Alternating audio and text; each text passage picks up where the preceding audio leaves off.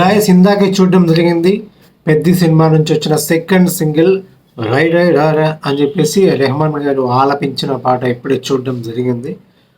చూసిన తర్వాత ఒపీనియన్ జెన్యున్గా చెప్పాలి అని చెప్పేసి అంటే ఈ రెహమాన్ గారి పైత్యం కనిపించింది పాటలో. అంటే చిక్రీలో ఉన్నంత యూనిక్నెస్, క్యాచీ థింగ్ దీనిలో ఖచ్చితంగా మిస్ అయింది. అందులో ఎలాంటి డౌట్ కూడా లేదు.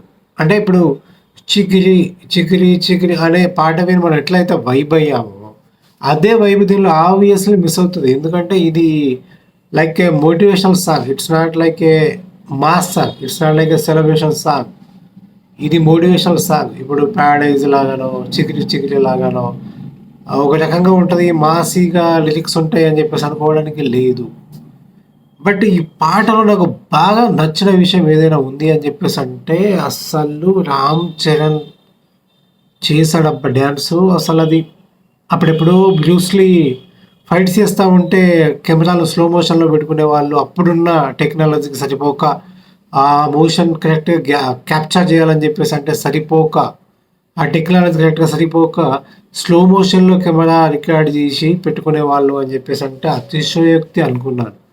బట్ రామ్ చరణ్ చేసిన డ్యాన్స్ చూస్తూ ఉంటే సీరియస్లీ ఆస్ట్రక్. అంటే అట్లా మనము కళ్ళప్పగించి చూస్తామని చెప్పేసి అంటే ఏందో అనుకుంటాం కదా, కళ్ళప్పగించి చూడడం అంటే ఏంటో ఇక్కడ అర్థమైంది. అప్పుడెప్పుడు నాచోరే నాచోరే అని చెప్పేసి జూనియర్ డ్యాన్స్ చేస్తూ ఉండేవాడు.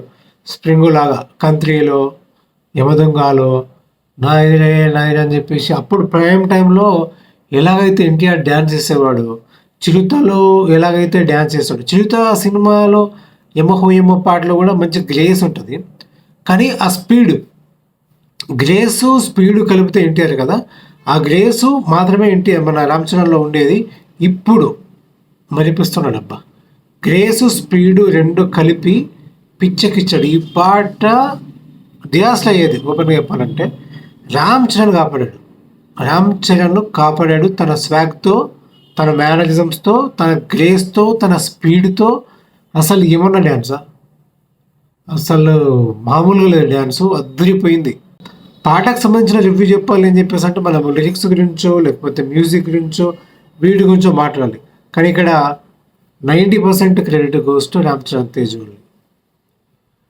లిరిక్స్ కూడా పాతికేళ్ళకే పాతబడి పోకీళ్ళ అని కొంచెం ఇన్స్పిరేషనల్గానే రాసినట్టున్నారు. కానీ ఈ రెహమాన్ గాడి ఈ పాటలతో వచ్చిన ప్రాబ్లం ఏంటి అని చెప్పేసి అంటే దరిద్రుడి ట్యూను ఆ లిరిక్స్ని మింగేస్తూ ఉంటుంది అంతే. ఆ సౌండింగ్ ఏమైనా కొత్తగా ఉంటుందా అని చెప్పేసి అంటే వీడు ఫేడ్ అవుట్ అయిపోయాడు. ఈ చచ్చిన శవాన్ని పట్టుకొని డీజీ డ్యాన్స్ చేపిస్తున్నట్టుందన్నమాట మన Ram Charan Tej and Buchibabu. But okay, not a bad tune. Ustaad Bhagat Singh లాగా దేవిశ్రీ ప్రసాద్ ఇచ్చినట్టుగా సెకండ్ సింగిల్ అంత బ్యాడ్ ట్యూన్ అయితే కాదు. Okay, possible tune. లిరిక్స్ పర్వాలేదు. ట్యూన్ నాకైతే పెద్దగా ఏం అనిపించలేదు. డ్యాన్స్ మాత్రం కుమ్మేశాడు. అసలు ఇక debate discussions over, war one side అనే రేంజ్లో రామ్ చరణ్ దూసుకెళ్ళిపోతున్నాడు. పెద్ద సినిమా నుంచి ఖచ్చితంగా మరొక విన్నర్ వచ్చేసింది అని చెప్పేసి చెప్పుకోవచ్చు. ఈసారి గట్టిగా స్కోర్ చేయబోతున్నాడు రామ్ చరణ్. అండ్ రామ్ చరణ్తో పెద్దగా స్కోర్ చేయించబోతున్నాడు బుచ్చిబాబు. ఈ తొక్కలో రెహమాన్ల గురించి నేను మాట్లాడను. అంతే. జై హింద్.